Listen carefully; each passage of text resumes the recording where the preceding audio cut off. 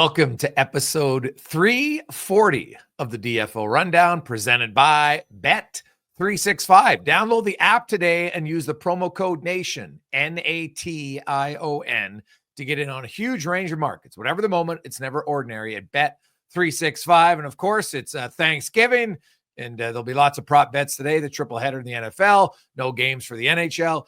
Tomorrow, busy slate in the NHL with 14 games. And then, of course, you got the Chiefs game on Friday. So lots of options at Bet365. I'm Jason Greger. We welcome in Frank Saravalli. Happy Thanksgiving, Frank. What is there do you have like a guaranteed Thanksgiving meal that you always have to have? Yeah, I mean, I actually really enjoy, contrary to others, I really enjoy turkey. I'm all for that. So white or dark meat? White only. Oh, really? And yeah, and you must have stuffing from the crevice. You can't have it on the side. Yeah, I'm not a stuffing guy, but never liked it. But I could. When I was a kid, it was always white meat, but I've kind of graduated. I find the darker meats a little bit more tender, but I like both. Are you a cranberry guy with your turkey? Very little. I think you need it just like a little dab of it. Just a little bit. Just adds a little flavor. Yeah, it can't be a river of cranberry. And you need mashed potatoes and gravy, 100%. Turkey gravy is the best. How do you feel about mashed sweet potatoes? Oh, buddy, I'm a huge yams fan. I love sweet potatoes. I'm all over. Mix a little brown sugar in it. Oh, unreal. So do you guys call them? I mean, do you call them yams there? Well, I see. Well, in the store they're yams, but yeah, I've called them sweet potatoes, but I realize that the technical name is yams, but yeah, either one. I know what it is. It's the orange potato. That's all I know. There you go. And they're great. Yeah, I just think the best part is built in, baked in 4-day weekend, football, family, some beers, good food.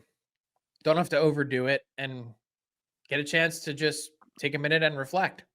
Yeah. No, it's good. Yeah, it's much bigger Thanksgiving. Like Thanksgiving's almost as big as Christmas in the US, isn't it? Or maybe bigger.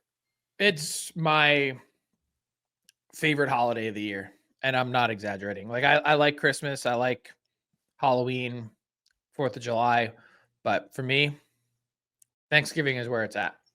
All right. Do you guys watch the games as a fam?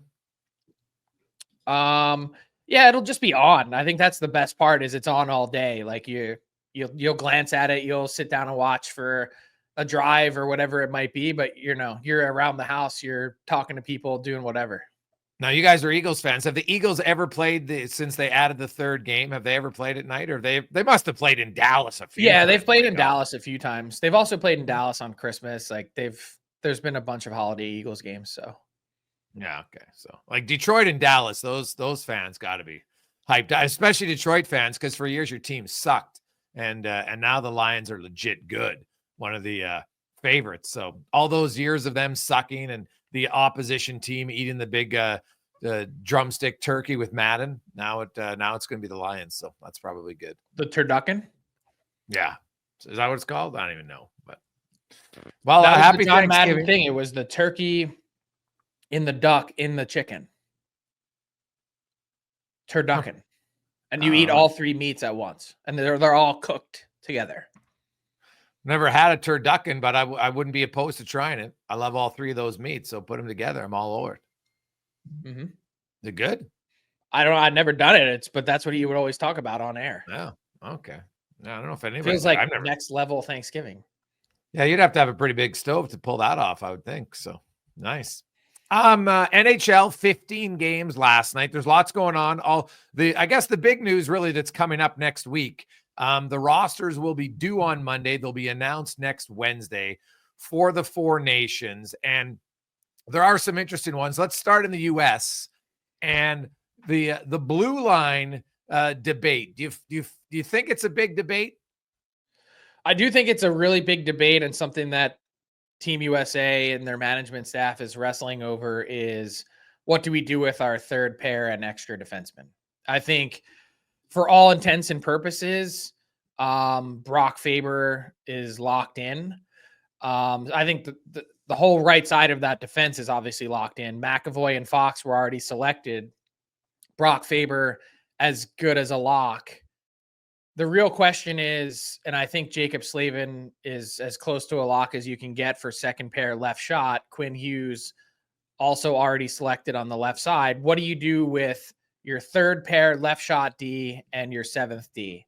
And this is the group that I have in my latest projection. And it's actually a change from when we first did it 1 month out. I took out Brett Pesce, and I also took out Jake Sanderson from the Ottawa Senators. Look, he is a fantastic young player, and I think he's really going to be in the mix for the 2026 Olympic team. I think just the inconsistency that we've seen so far this year, I think he's one player that the start of this year has really kind of hurt in terms of their chances to make it. I'm not saying he won't. I just think that when you've got Zach Werenski, who's a pretty good, well-rounded player, and if you have Noah Hannafin as your seventh guy, I think that makes a lot of sense. What about the lack of size on that blue line? I'm not overly concerned by it. Are you? Yeah, I think it would. Like, now, maybe the four nations will be different, but if you just look at the trend lately in the NHL, in the big games, it's a little bit more physical. Size does matter. And, they're all fantastic skaters and puck movers, and Hughes and McAvoy and Fox and Faber. Like, Slavin's obviously the kind of the pure defender. Werenski's having a heck of a season for them, but that'd be my only concern. And I wonder if they look and say, hey, do we need somebody with a little bit of size? And do you think is John Carlson, like, he's having a great year? He's got a lot of experience. Is Carlson still in the mix? I don't think so. I don't think so. No. Noah Hannafin? Yeah, I have Hannafin as my seventh guy. Okay. And look, that isn't a knock on John Carlson at all. I think the big question is, when you have Quinn Hughes and Adam Fox running your power play, what else do you do to contribute to your team? I'm not saying John Carlson's a bad defender, but he does it all for the Caps. But you've got to be a really, really strong contributor at even strength. That's going to be a theme for all of these teams, because the very best players in the world are eating up the power play time. If you're making the team in the US or Canada, you've got to do something else at even strength. Got to pull your weight. And then the forward group, obviously Matthews, Eichel, Matthew Tkachuk have already been announced. You got Kyle Connor, Tage Thompson, Jack Hughes, Brady Tkachuk. To me, I think they're going to want his physicality for sure.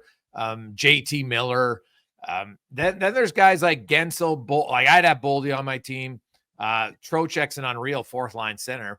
What about a guy like Alex Tuck? I think he's a really good player that just doesn't rise to the threshold of this team. And I think you could say that about a lot of different guys. Look, it's like we're talking about the best players of the best players. And so some of the other ones that I thought about for the forward group that didn't end up selecting, Tuck didn't make my list of players that I even really considered for it. And that, again, not a knock on him. Here are some of the names that I've left off my team: Brock Besser, Cole Caulfield, Clayton Keller, Patrick Kane, Connor Garland, Casey Middlestat, Alex DeBrincat, Josh Norris, Troy Terry, and Trevor Zegras. All really good players. And not a knock against Tuck for not being in that group. I just think you've got, we're talking super elite to get into that category. Yeah, no, it's fair. And I guess the only discussion and I don't know how much of a discussion is, but the goaltending. And by the way, I didn't have Tage Thompson on my first team. I think he's played too well to this point to be denied. So I fixed it last week. Okay. Yeah. Obviously I'm, Team Thompson over here. I'm a huge fan of Thompson. So yeah, I'd have him on my team from the get-go. Now the one guy who used to be on a lot of lists, but is out is Chris Krieder. Where do you long time, like you think he's a guy who's still going to be in the running or no? Yeah, I think he's still in the mix. By the way, what you mentioned JT Miller as a lock, like does his leave of absence give you any Well, that pause? was my question. Because so the ruling, Frank, my understanding is you announce the roster and due to injuries or whatever, you can make some changes. So, can you put JT Miller on it and, then take him off? What's the ruling on that? I would think, yes, that's acceptable. Yeah. I would imagine whatever he's dealing with, if it's physical or mental, that would fall in the same category if they needed to go down that path. I would just think the track record of his game over the last couple years is enough to put him on there. He's made enough deposits in that bank account to make a few withdrawals. And then in goal, Hellebuck, Ottinger, Jeremy Swayman. Now, if Demko is healthy, he's probably I think he's in the conversation. But the fact that he hasn't played, he's coming off it. I'm sure the Vancouver Canucks are quietly saying, don't name him. Like, there's no reason. Want him to rest, right? Is there any other goalie at all that's a consideration? Is Demko a consideration? Is that what you're asking? No. Other than Swayman, Ottinger, and Hellebuck. I don't think so. I mean, a lot of people will look at Swayman's start to the season and say, should they get a better hot hand for third goalie? I don't think it's going to matter. I think the clear pecking order is Hellebuck and then Ottinger, and Hellebuck would have to do something pretty significant, at least in my world, to see him not start all 4 games of this tournament. Yeah. So now we go to Canada. McDavid, McKinnon, Point, Crosby, Marchand. They got 5 forwards already named. So, there's basically 8. And, the Canada one's interesting. So, and I talked to 2 GMs this week about 2 guys that aren't on the selection committee, but have been part of other ones in the past. And how do you balance history over what's happened right now, especially when the tournament is 2 months away? And, a guy like Zach Hyman's name comes up. He's been a top 5 goal scorer for Canada for the last few seasons. Obviously, he's a little bit banged up, having a slow start, and more so from bad luck more than anything. Can't finish, save his life. He's missed the net more chances. But I still think he gets on your team because you're going to look and say, well, how many goals has he played? His work ethic's pretty much been his bread and butter. It's not like he's a perimeter player at all. And so I think he gets on. I have Sam Reinhart, I think, is a lock, like stone cold lock. Mitch Marner is a stone cold lock to make that team. Then after that, it's some discussions, right? Brendan Hagel, and I know we got him up here on the list. Like I think he's got to be on the team, and I think it helps who his coach is for sure, but he's got to be on the team. He's played great. Yeah, so if you're looking at this on YouTube, what you're seeing is Matt Larkin's projection, the updated projection from last week. I have some disagreements with Matt, and I, it was fun to talk about those with him and work through it. I personally, I think Brandon Hagel is a great fit, and I think Zach Hyman, to answer your question, I think he makes this team because he brings a different element than what some other guys do. He is a guy that lives in and around the net, and he is a fantastic, if we're looking for archetypes, he's a press player. He's one of those guys that's in on the forecheck, that's making things happen, that work ethic and work rate alone on top of the scoring ability that he's proven. I think that makes him a Four Nations player. I'm not sold on some of the other guys further down his lineup. I don't think Connor Bedard makes this team. No, God, I don't think Nick Suzuki does either. No, Nick Suzuki, for whatever his point total is this season, it covers up what has been, I think, some of the worst hockey that he's played in his career. And with Bedard, it's a lot to ask of a 19-year-old in general to make this team, but he hasn't lit up the NHL in a way that I think puts him in a spot where he deserves to be here. And I think the next question that people are going to ask is, well, how do you balance the 2025 Four Nations team with the 2026 Olympics? Doesn't matter to me. It doesn't matter. They're 2 separate events, 2 separate tournaments. You put together the best possible team that you can in order to win the Four Nations. That's it. And I think with some of the other pieces that Matt Larkin left on the table, at least at the forward front, I'd have to strongly consider some of them. Like, I'll give you a name that is probably not getting talked about enough, but his consistency is right there. Like, if you're talking Connor Bedard or John Tavares, I'm taking John Tavares right now. Crazy? Yeah, I'll say this. I think a guy who gets overlooked, who would be an ideal fourth line center on that team is Anthony Cirelli. Anthony Cirelli, he's won cups if that matters to people. He can play the defensive role. He takes key penalties. He takes key faceoffs, kills penalties. I would have him ahead of both Suzuki and Bedard, and even John Tavares, just because I think he's quicker. And the other guy who's kind of a wild card who had a good year last. I forgot to mention him on Matt's list. He doesn't have Mark Schiefele. I think Schiefele is a stone cold lock to make it. I don't know how you can have a Team Canada with how Schiefele has played to this point and not have Schiefele. Yes. Yeah, he would be in there too, for sure. He can move to the wing, no problem if you need him, or he can play center. And the other guy who I think it might be tough for him to make it because he doesn't have the long track record. But if you look at his season last year and then the start to this year, Dylan Strome's had an unreal year. I don't think it might be enough to get him in, but he's been phenomenal for Washington, like phenomenal. And I just don't know, where the role would be for him on the team. And, the other guy who I'm curious about, just if they want, like Mark Stone's had a pretty solid year. How do you feel about the injuries? You pick him, and then if he's hurt, then you make the change. Yes, that's kind of where, because sadly for Stone, he does get banged up a lot. But I think just his energy, his work ethic, I think he's highly respected. I think Stone's in there in the mix for sure. I'd have him on my team to start. How do you feel about Lafreniere? God, he's kind of cooled off here. Like if I'm getting him from the playoffs, then I'm all over it. Right. And I do see some potential. I know we'll talk little Rangers later, but they're kind of in the muck. So I don't want to, he was definitely a guy who I had as one of the, 7 or 8 guys who could fill out the last 4 spots. Right. Same as Travis Konechny. Right. I think those guys are in the mix, but I don't know how strong, you get the sense from the management team. Like, let's be honest, when one of the GMs, and we know how this works, Franks, and I think it should, it's happened all the time, but you got GM or both from Tampa Bay, they see Cirelli and Hagel more than everyone. I think that's going to matter sometimes when those guys get to and have their, well, who do you like? Well, I like this guy. I know exactly what this guy's going to bring. That can be an advantage. Yeah. Well, let me throw a couple other names at you that are on the cutting room floor right now. Quentin Byfield, Robert Thomas, Jordan Kyrou, Seth Jarvis, Carter Verhaeghe. Any of those jump out at you? No, I don't think so. No, not for me.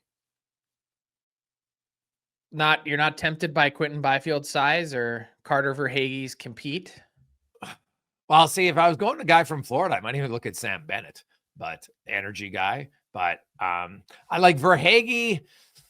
Yeah, it's a good one, man. He's a tough guy for me to leave off. Yes, he is tough because he shows up when it matters. He's kind of a quiet, underassuming player, maybe from around the league. But ask any Florida fan, they'll tell you, wait a sec, this guy shows up huge at key moments. So it's a strong argument. Like he has a resume that would put him in there to say, hey, put his hand up and say, don't overlook me. And you have Stamkos off. Is that correct? Yes. Okay, I agree. Yeah. Now, what about the defense? Because the defense to me is way more interesting. Well, I was looking at Matt's where he has such an obvious omission that I'm blown away. How he doesn't have, like, Josh Morrissey's a stone cold lock for me on that team. I don't know. I'm really on the fence about him. Really? And he's a tremendous player. Don't get me wrong. He's better than, like, straight up. I get that everybody has Taves because he plays with Makar. Taves' last few playoffs have not been great. And it's had a great start to this season. I would have Morrissey ahead of Taves. I don't know if D pairs matter that much. He's the best of the best. These guys can figure stuff out. I would have Morrissey ahead of him. Okay. I think that's a totally fair comment. I don't know if that's what they'll do, but so you do have Evan Bouchard on or you don't? Well, he's in tough because Cale Makar is going to run your power play. right? Bouchard, he can kill penalties. He doesn't kill penalties. And I think Noah Dobson probably can beat him out for that role. Uyghur's having an unreal year. And Bouchard's in tough, Frank, because on this team, he's not going to be quarterback in your power play. It's going to be Makar. And he doesn't kill a ton of penalties. And so I think they look at where do you fit in, right? We need our third pair guys, like a third pair and a four nations. Yeah, I'm going Travis Sanheim, for instance. Well, he's the other guy he's had a very good, and I talked to two managers part of this that are very high on him. So, and he's big and he can play physical. He can eat like whatever you need him to do. He's pretty comfortable as a well-rounded guy.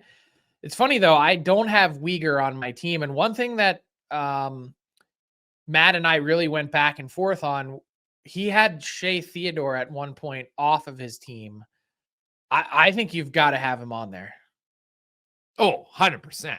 Yeah, I think Shea Theodore for sure would be a guy I would have on the team, no question. Him and Pietrangelo. Like the interesting one to me is Dougie Hamilton, right? I'm like Dougie Hamilton and Evan Bouchard.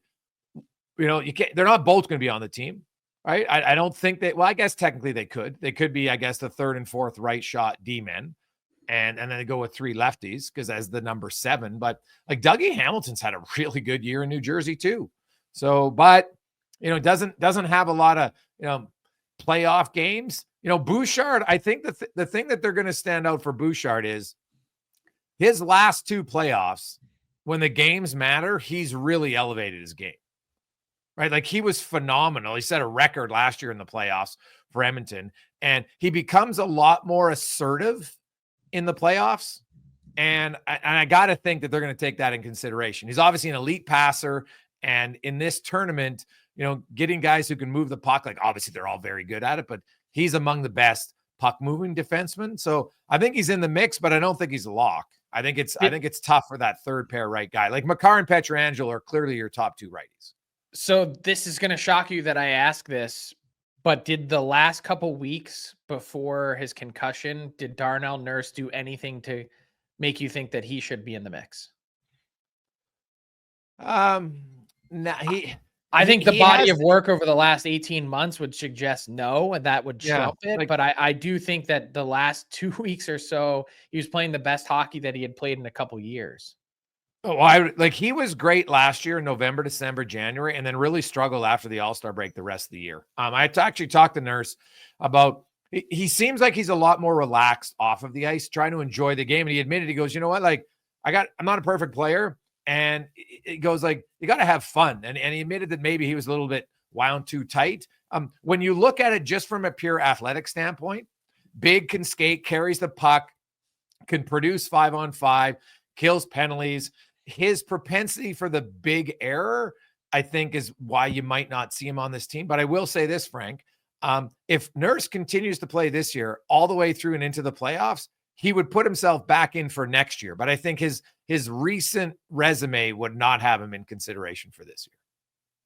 So some of the other names that are not part of our discussion, just for record-keeping purposes and consideration: Morgan Riley, Aaron Ekblad, Owen Power, Brandon Montour. You mentioned Dougie Hamilton, Thomas Chabot, and Thomas Harley. So it's always interesting. Like you can kind of do the first 15 or 16 players on US and Canada without losing any brain cells. Like it just comes right to you. It's the last 6 to 8 players on the team that you really have to think about. Yeah, well, that's where the great discussion comes in, and it shows you, you know, there's lots of depth, and that's going to happen everywhere. Like to me, Frank, maybe one of the most fascinating teams as far as the way, lineup. Yeah, we got to talk Canada goalie. I'm sure we will. Well, yeah. Hey, can you? I don't. Cam Talbot might be the starter based on recent play. Is he going to make the team? So Pierre LeBrun reported the other day that it's basically already been decided that Jordan Binnington and Aiden Hill are going to be 2 of the 3. Yeah. I don't know, man. I'm not I get that. Well, he won a cup. He won a cup in 2000. Like that's 6 years ago. But like we're getting 6 years ago. Does that matter anymore? Like, I don't know. I get he's competitive and stuff. And, you know, his GM's fake competitive, the fake tough guy. right? And there's not, yeah, well, there's that. Like Aiden, like look at him and Aiden Hill. Like everybody's like, Stuart Skinner's terrible. He can't even be in the conversation. Okay, fair. He's got an 882. Hill's got an 887. Binnington has an 891. And they're locks? Like that's I agree with you. I have a hard time selecting either one of those guys right now. Yeah. Cam Talbot's, the last 2 years, Cam Talbot's been over the whole plane. He's got the best numbers for a Canadian goalie. So he kind of has to be there. I'm not saying like whoever the starter is, Frank, is probably going to come down to flip a coin. Who's playing the best in late January, honestly.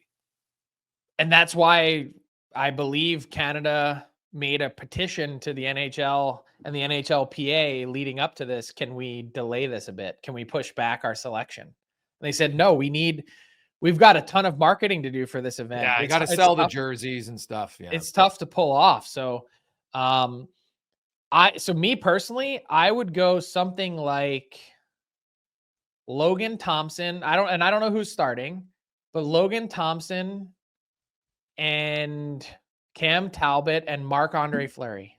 Those would be my three.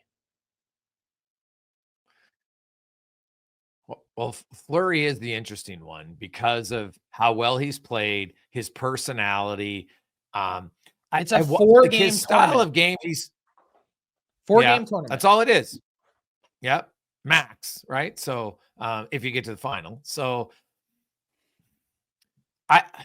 I can see why they'll look at age and say like, oh, I don't know, but I could understand having him as one of the three. What are the odds you end up using the third guy anyway? And if you ended up needing to, would anyone in Canada, like let's say whatever happens, they play well, and let's say those are the three guys, and it's Talbot and Thompson, and they get hurt in the 3 games leading up to the championship game.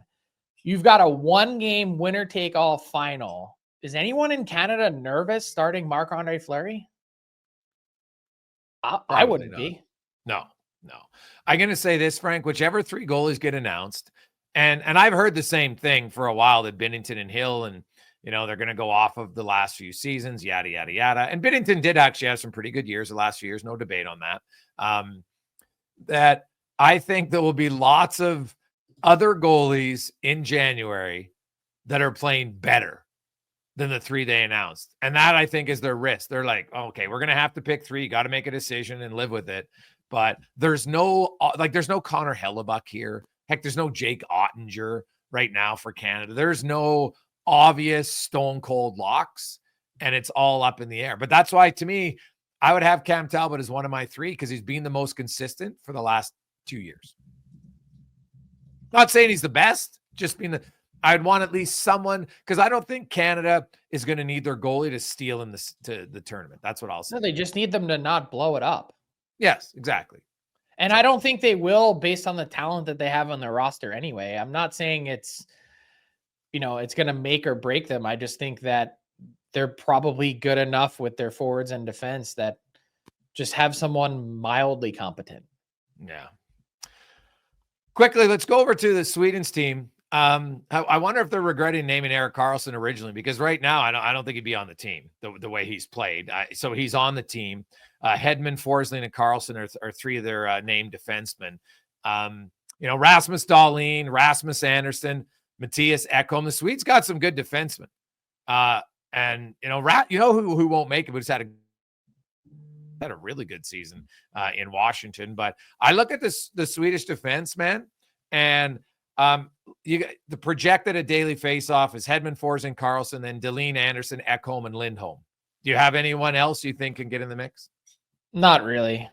I think it's pretty cut. I think making those 2 rosters were the easiest ones to select. See, the one guy I would say is I thought, because of how he played last year in the playoffs, how he's playing this year, Oliver Ekman-Larsson could make an argument to be the 7th. I think he's one guy I would probably include on the team based on his track record. Yeah, I like him. My big question for you, though, is can either one of Sweden or Finland make noise in this tournament? Well, Sweden, you know what? I like their defense.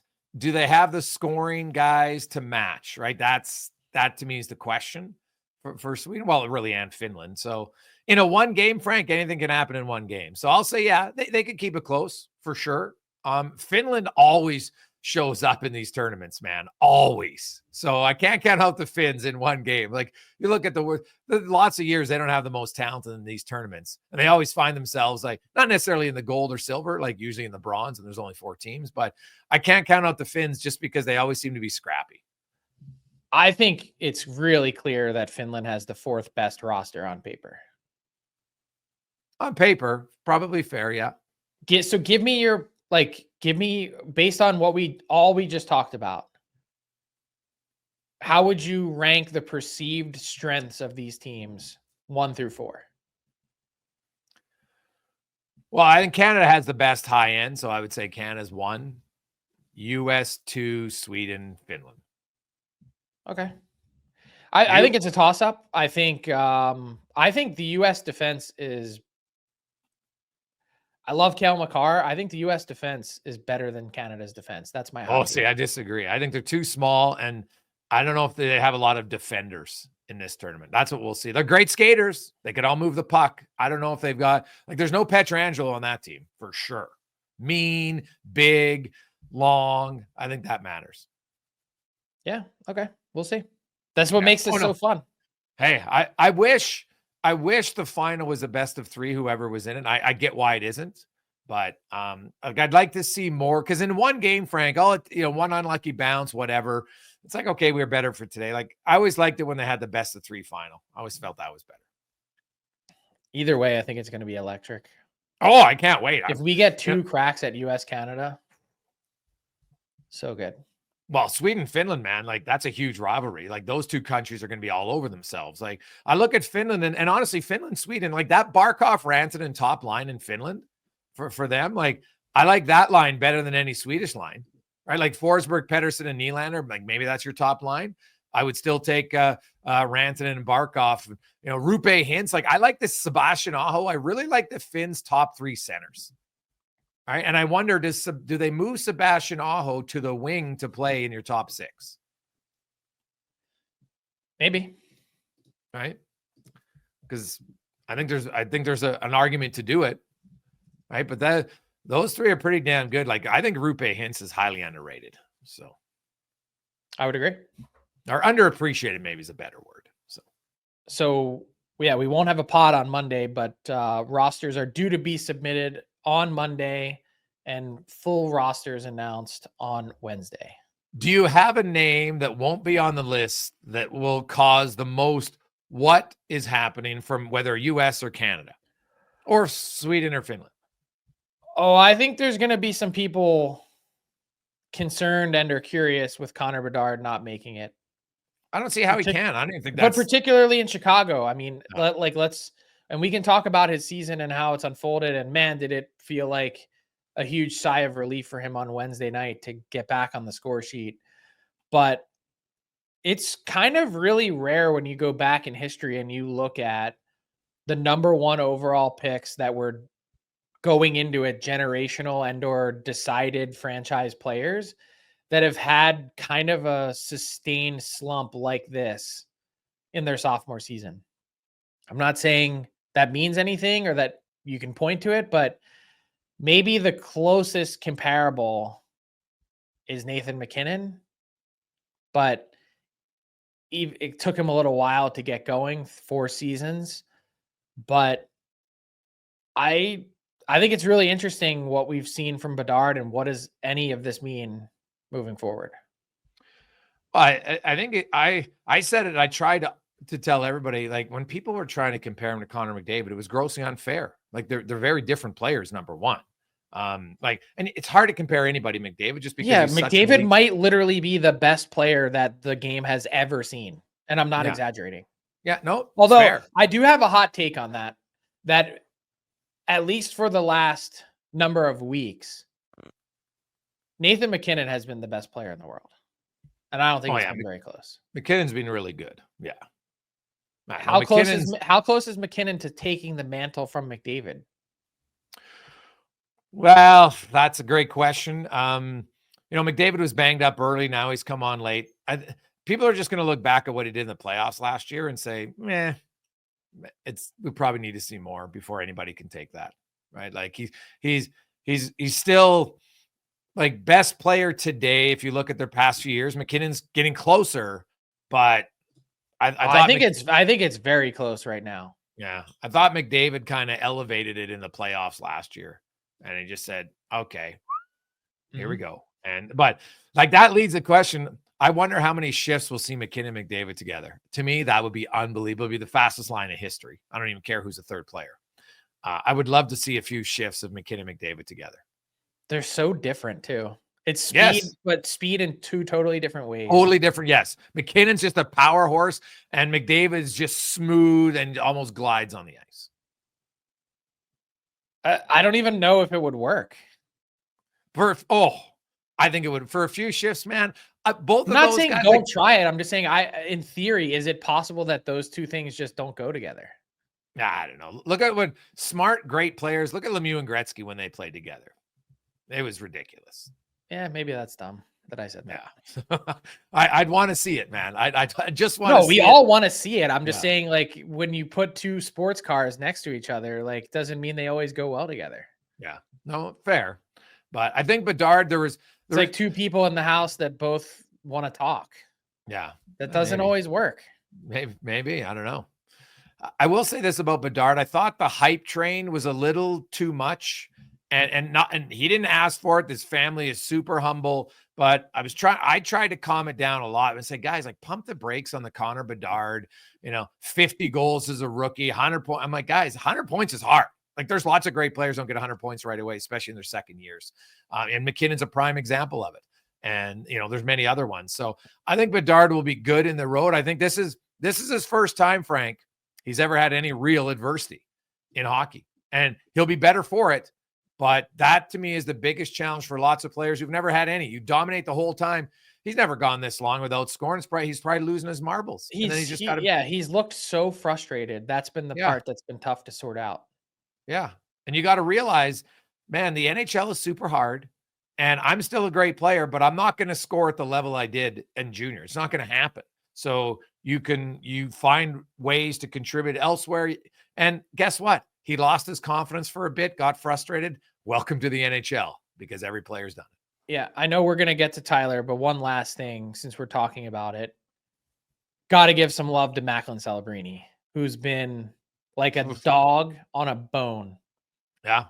And look, they are very different players. Like, let's be totally clear, him and Bedard. And I'm not really surprised in some respects, because we talked about this last year during the draft process with his coach, Jay Pandolfo. Macklin Celebrini is so physically ready for the NHL. He's so strong, so big that he's able to, adapt to that a little bit more quickly. The way he's been winning puck battles, the way that he's made incredible plays happen with his vision and creativity. And I think just comparing and contrasting the frustration that Bedard has shown and the pure joy that Celebrini has had, it's really been a stark difference. And I wonder how much the mental component of this has added to it. It's a fair point. Yeah, Celebrini, there's lots of talk, great two-way guy, probably better NHL ready in his game today. But I always remind people, it's not a sprint, right? Wait 5 years, even for the best players, to see where they're going to be. And Nathan McKinnon's always the best example. He's one of the elite now. He wasn't first 4 years. Same with the Sedins. Go down Brad Marchand. We can go down the list, a lot of guys. So let's bring in Ty Yaremchuk now. What's up, boys? Ready to go with a new edition of Fill in the Blank, brought to you by Bet365. Use the promo code NATION to get in on a huge range of markets. Whatever the moment, it's never ordinary at Bet365. You guys stole I was going to ask you guys about Connor Bedard, because he scored last night. He's got 4 in 22 games. I remember in the preseason, we had to talk about his line being set at 33.5, I believe. And we were all kind of like, oh man, the over's a great spot there. But I want to ask you guys, Connor Bedard will finish with blank goals this season. Again, 4 in his first 22, Frank. He will finish with 27. 27. Basically just under like a 40 goal pace for the rest of the year. I could see that. Greg's? That was impressive math, by the way. I'm going to say 25. 25. So he'll score 21 in his final 60. Okay. Interesting. Yeah, it's obviously been a struggle. I do think like a little bit of bad luck too, right? Like he's shooting 7%. You would think a guy with a shot like Connor Bedard is probably going to be somewhere closer up career-wise. He's going to finish at like 14, 15, right? Like some other guys. He needs to get it off quicker. Okay. He just does. His mechanics need to change. His angle, his approach, and he also needs to shoot more. Like, let's be honest. I viewed him coming in as having the second best shot in the league just to Austin Matthews, which I know is incredibly high praise. But somewhere along the line, he convinced himself that he's more of a playmaker than a shooter, and that can't be the case. Yeah, Not on this Hawks team, because there ain't no one to make plays with.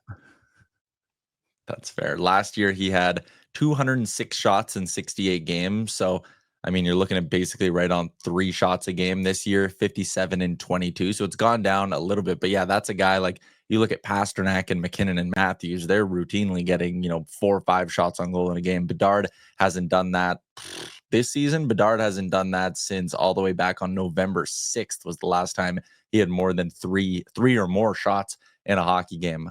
Next one I got for you guys. Obviously, American Thanksgiving is viewed as, a little bit of a line in the sand, you could call it, for the playoff picture. And everyone kind of likes to point to, okay, which teams that aren't in right now, because we know how the old math kind of goes, which teams that aren't in could get in. But I want to ask you guys a little bit of which team that's currently in has the best chance of falling out and kind of doing the reverse. So if you go by points percentage, you obviously have Toronto, Florida, Boston, Carolina, Washington, Jersey, and then the wild card teams right now in the East are the Rangers and Lightning. And then out west, again, going by points percentage, you have Winnipeg, Minnesota, Dallas, Vegas, Calgary, Vancouver, and then the wild card teams are LA and Colorado. So out of those, give me one in the East, one in the West that you kind of have on not fraud alert, but you think they could maybe have a worse final 3 quarters compared to their first quarter. Greg's, I'll let you go first.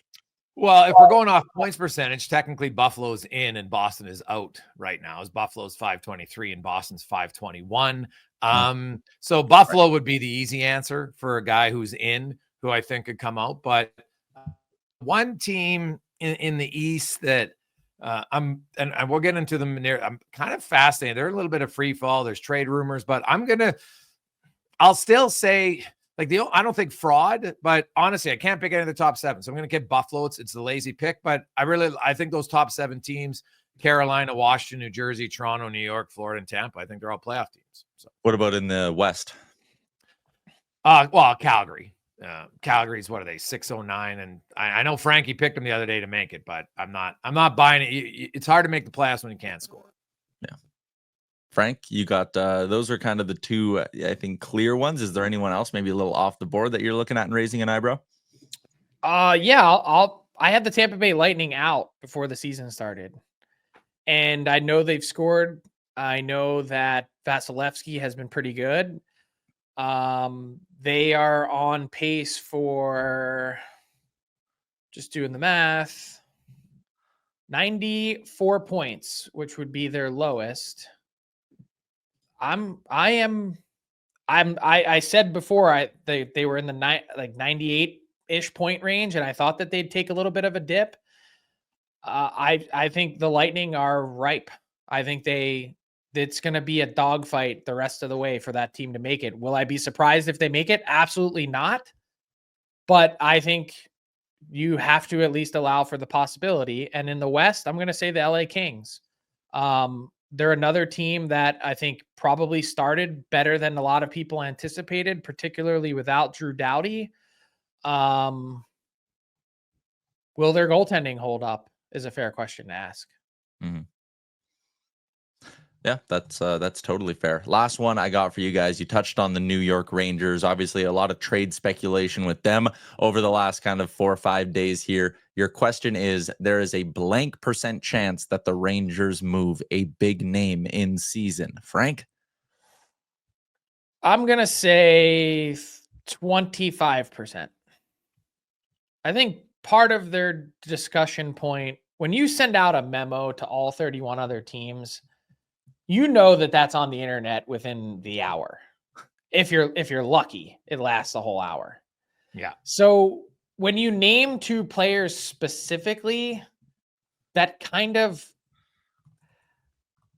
look, I think Chris Drury is authentic as it comes, so I don't want to make this sound the wrong way, but that almost felt vaguely performative when hearing that. That said, I do think authentically that they actually want to do something. But here's my thing on Krieder. I don't know how you could possibly trade Chris Krieder and make the argument that the Rangers are going to be a better team on the other end of the trade. Yeah. His name didn't make any sense to me. And Trouba doesn't make much sense either because he's got a full no movement clause and he's already said I don't want to get traded. So the Krieder one to me, though, was stunning. I'm like, he's got 9 goals. He's got the second most goals on our team. I know he doesn't have any assists, but he is a big, strong power forward, doesn't have a terrible cap hit. And I'm like, great skater, hasn't slowed down. I'm like, why is that the guy you want to move? Yeah. I don't know. I'm not saying it won't happen. I'm just saying, like, I think it's really hard to do in season. So let's let's unpack this one step further. Okay. Who is trading with the New York Rangers? Like, who wants, like, I'm not saying who wants these guys. That's not my point. Obviously, there's a market for Jacob Trouba and there's a market for Chris Krieder.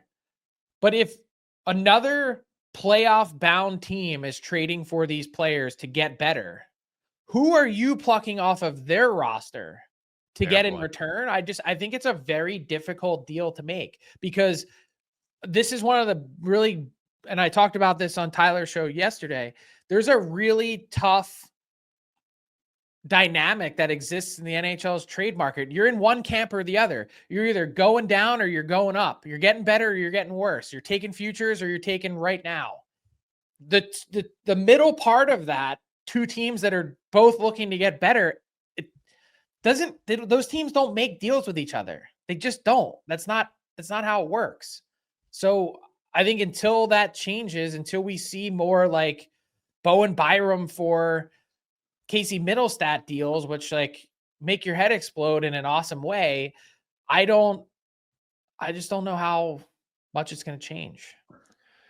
Like the one team, because the one guy I can never count out, Frank, in a trade would be Bill Guerin. He always seems to be involved.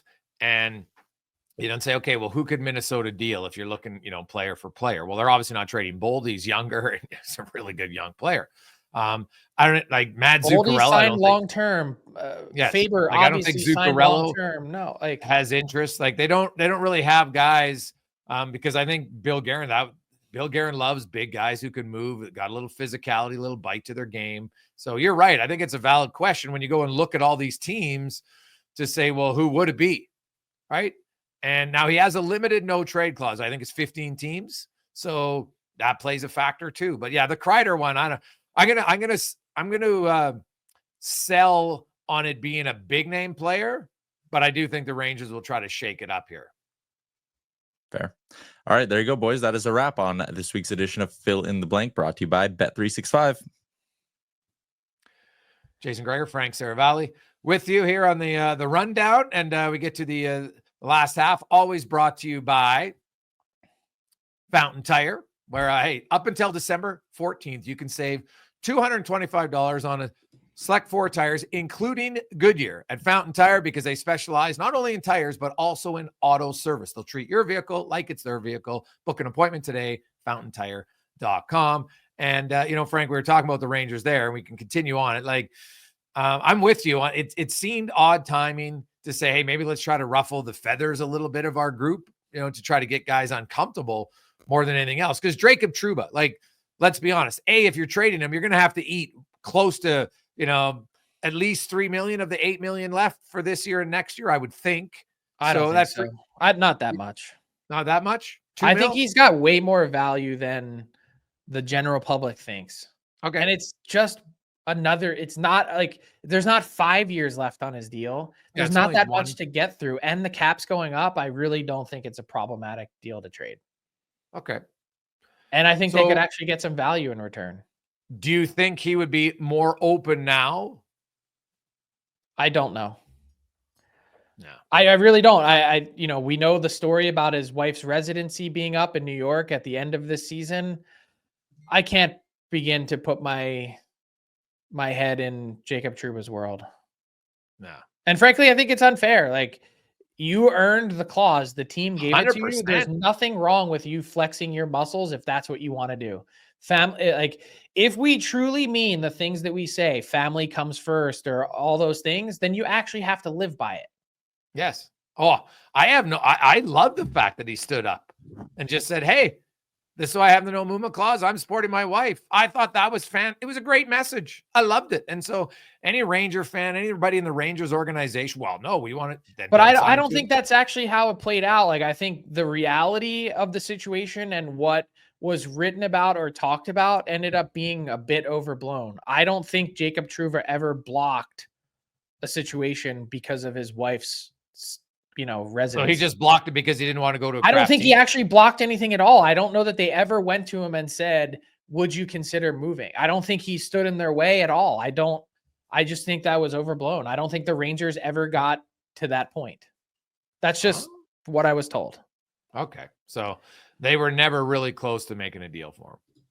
I don't think so. Okay. Because I say this, if you trade him, Frank, we just talked about Krieder. Do you get better? Right? Like, I look at the Rangers team. I have a hard time making the case that they would. Yeah. Like, Miller hasn't had a great year. He's kind of struggled. Mm-hmm.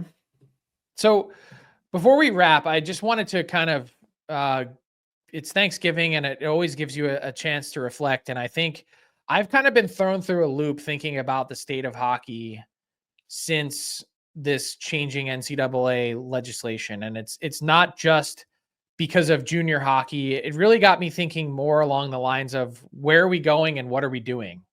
Okay. And I have to say that for the first time in a long time, maybe since I've started covering hockey on a full-time basis 16 years ago, I'm actually concerned about the overall growth of the game. I think any sort of pounding your chest and excitement in Canadian hockey circles about what this changing landscape means, that, hey, we're just going to take all the best American junior players and put them in the CHL now. If that's what you're celebrating, I think you're losing the plot here.